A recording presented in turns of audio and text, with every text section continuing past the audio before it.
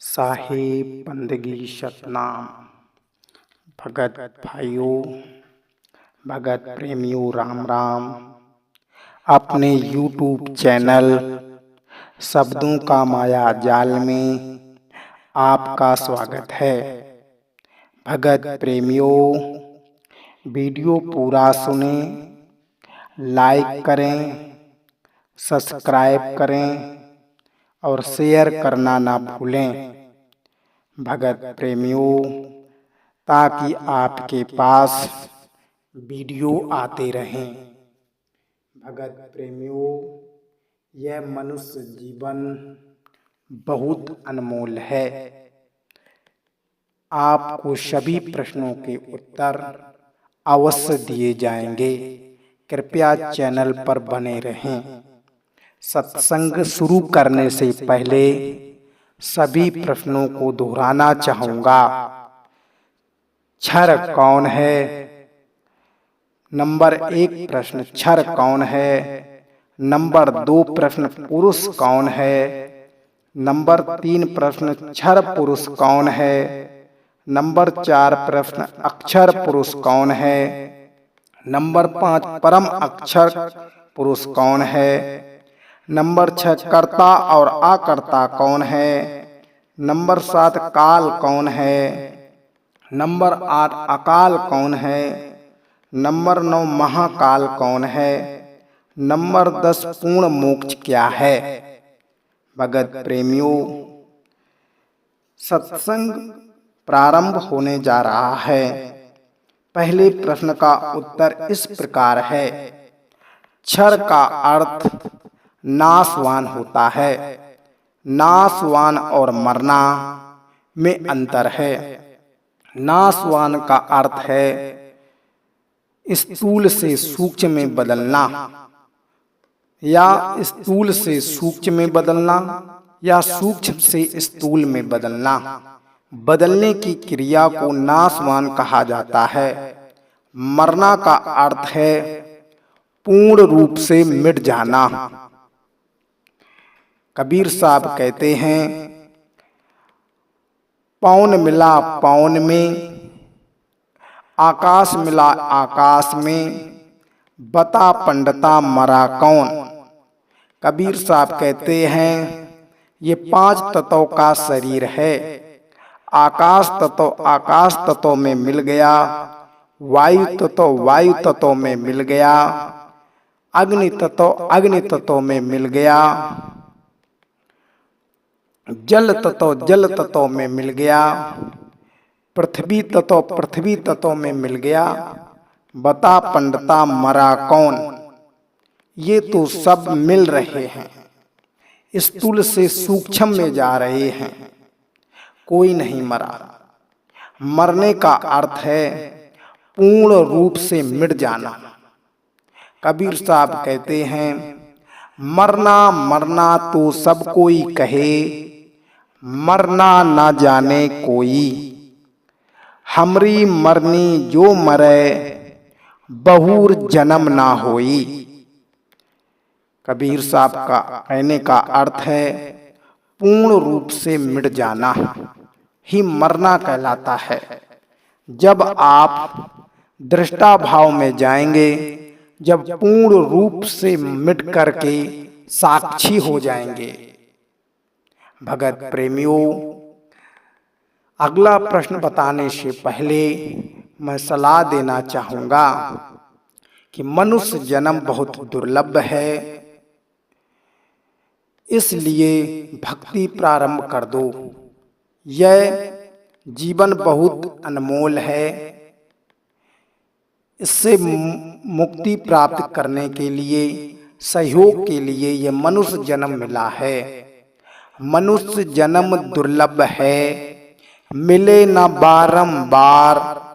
तरवर से पात टूट गिरे, बहुर न लगता डार। जिस प्रकार से वृक्ष से पत्ता टूट जाने पर दोबारा डाली पर नहीं लगता, उसी प्रकार से मनुष्य जीवन एक बार छूट जाने के बाद बार बार नहीं मिलता। 84 के चक्कर लगाने के बाद फिर मनुष्य जन्म मिलेगा। कबीर साहब कहते हैं, आए हैं सो जाएंगे, राजा रंग फकीर। एक तो सिंहासन चढ़ जात है, एक बंधे जात जंजीर। जो जंजीर में बंद कर जाते हैं वो पुरुष अन्यायी और गलत काम करते हैं। पर नारी जारी करे छुरा पान से हेत, ते नर नरक जाएंगे मात पिता समेत। क्यों कफलत में घूमे रे बंदे, संतों शरण लाग रे। उठ सवेरे हुक्का भर लिया, क्या जागा नर भाग रे। कुबित कांच ली तेरे चित पर चढ़ गई, हुआ मनुष्य से नाग रे। अरे तू मनुष्य से नाग बनता जा रहा है। अपने जीवन को सार्थक बना लो। संतों का काम सच्चा मार्गदर्शन करना होता है। मैं अब अगले प्रश्न की तरफ चलता हूँ कि अक्षर पुरुष कौन है। अक्षर पुरुष को जानने से पहले मैं आपको पुरुष का अर्थ बताना चाहूँगा। पुरुष का अर्थ है चेतन। अब अक्षर पुरुष को जानने से पहले मैं आपको एक उदाहरण देता हूँ। जिस प्रकार से दूध में खटाई मिला देने से दूध का पूरा प्रारूप बदल जाता है, दूध दही हो जाता है। अब दूध और दही के गुण में अंतर हो गया। उसी प्रकार से क्षर का अर्थ है नाशवान। जब क्षर के साथ पुरुष शब्द जुड़ता है तो गुण बदल जाता है। अब अविनाशी हो गया। अविनाशी का अर्थ है जीवन। जीवन एक है, ईश्वर अंश जीव अविनाशी। यहाँ पर अविनाशी दो नहीं है, क्योंकि जीवन एक होता है। चाहे वो चींटी में हो, चाहे वो हाथी में हो, चाहे वो घोड़ा में हो, चाहे वो मनुष्य में हो, जीवन तो एक है। जिस प्रकार से ऊर्जा एक है, उसी प्रकार से जीवन एक है। इसीलिए क्षर पुरुष को जीव ब्रह्म कहते हैं। यह दर्शक है। दर्शक स्मृति में उलझा रहता है। स्मृति का अर्थ है आसपास की घटनाएं, सांसारिक अनुभव। अब चेतन मन में फीड हो जाता है और यह विचारों में उलझा रहता है। जब यह दर्शक निर्विचार हो जाता है तब यह दृष्टा भाव में आता है, तब अक्षर पुरुष कहते हैं। जब पुरुष चेतन क्षर का साथ छोड़ देता है और अपने आप को संकल्प और विकल्प में उलझा करके रखता है, तब दृष्टा कहते हैं। और दृष्टा अक्षर पुरुष है। इसी को परब्रह्म कहते हैं, इसी को शिव अवस्था कहते हैं। ये संकल्प और विकल्प में क्यों फंसा रहता है? मन के कारण। कबीर साहब कहते हैं, जब दृष्टा भाव में मन की मृत्यु होती है तब यह दृष्टा साक्षी हो जाता है। मन को मार गगन चढ़ जाई, मान सरोवर बैठ नाही। मन को मार गगन चढ़ जाई, मान सरोवर बैठ नाही। यहाँ पर जब मन मर जाता है, जब परम अक्षर पुरुष हो जाता है, दृष्टा साक्षी हो जाता है, दृष्टा संकल्प और विकल्प से बाहर निकल जाता है और साक्षी हो जाता है, तब परम अक्षर पुरुष कहते हैं। तथा यह पूर्ण मोक्ष है। इसी को प्यू अवस्था कहते हैं। कबीर साहब कहते हैं, अब तो जाए चढ़े सिंहासन, मिला है सारंग पानी। राम कबीरा एक भय हैं, कोई ना सके पहचाने। यहाँ पर अद्वैत भाव आ जाता है। जब दृष्टा होता है तो उसके सामने मन भी होता है। दृष्टा है तो दृश्य भी है, इसीलिए वहां द्वैतवाद है। साक्षी में द्वैत नहीं होता है। यह पूर्ण मोक्ष है। अब अगले प्रश्न की तरफ चलते हैं। काल कौन है? जो लगातार बदल रहा है, परमानेंट बदल रहा है, वही काल है। दर्शक काल के अंतर्गत आता है।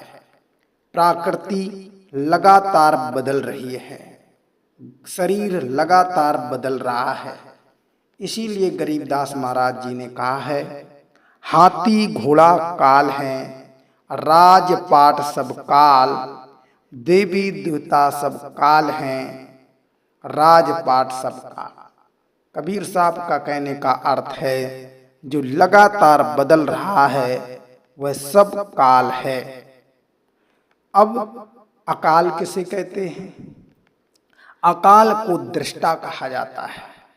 जब दृष्टा अकाल से बाहर निकल करके साक्षी हो जाता है, जब संकल्प और विकल्प से बाहर निकल करके साक्षी हो जाता है, तब अकाल से पार कहा जाता है। लेकिन जब यह दृष्टा संकल्प और विकल्प से बाहर नहीं निकल पाता है, तो यह सूक्ष्म लोक की तरफ यात्रा कर जाता है। जैसे ब्रह्मलोक, नकली सतलोक, नकली अगमलोक, अनामी लोक में चला जाता है। जब महाकाल कहा जाता है, दृष्टा को महाकाल कहा जाता है। दृष्टा महाकाल भी है और दृष्टा अकाल भी है। दृष्टा अकाल कब होता है? जब संकल्प विकल्प से बाहर निकल करके साक्षी भाव में जाता है, तब अकाल के पार माना जाता है। और यही दृष्टा जब नकली लोकों की तरफ यात्रा करता है, ब्रह्मलोक, नकली सतलोक की तरफ जब यात्रा करता है, तब महाकाल कहलाता है। यह महाकाल की अवस्था है। अब भगत प्रेमियों, लास्ट प्रश्न रह गया कि कर्ता और आकर्ता कौन है। भगत प्रेमियों, नानक साहब ने कहा है, ओम सतनाम कर्ता पुरुष, ओम सतनाम कर्ता पुरुष निर्भय। ऐसी एक वाणी है नानक साहब की। मैं बताना चाहूँगा, इस वाणी में आत्मा जो है जब कर्ता रूप में होती है, तब अक्षर कहते हैं। क्या कहते हैं? अक्षर। और जब आत्मा अकर्ता रूप में होती है तो निअक्षर कहते हैं, मतलब परमात्मा। आत्मा सो परमात्मा। आत्म चीन्हे परमात्म चीन्हे, संत कहावै सोई। यह भेद काया के बाहर, बिरला बूझे कोई। आत्मा सो परमात्मा। आत्मा परमात्मा ही हो जाती है। कब? जब ये आकर्ता भाव में आती है। आकर्ता भाव में आती है। गीता में स्पष्ट श्री कृष्ण ने कहा है कि आत्मा अचल है, अविनाशी है, आकर्ता है, सर्वव्यापक है। तो एक तो उदाहरण गीता से आकर्ता का हो गया, और गीता में आत्मा को कर्ता भी कहा है कि आत्मा कर्ता रूप में भी है। इसी को नानक साहब ने भी आत्मा को कर्ता कहा है। ओम सतनाम कर्ता पुरुष। सतनाम का अर्थ आत्मा ही है। तो आत्मा कर्ता और आकर्ता दोनों का रोल निभा रही है। जब ये कर्ता रूप में होती है तब अक्षर कहते हैं, और जब आकर्ता रूप में होती है तब नी अक्षर कहते हैं। साहिब बंदगी सतनाम। जो गलतियां हो क्षमा करें। चैनल को सब्सक्राइब करें, लाइक करें, शेयर करें। चैनल का नाम है शब्दों का माया जाल। साहिब बंदगी सतनाम।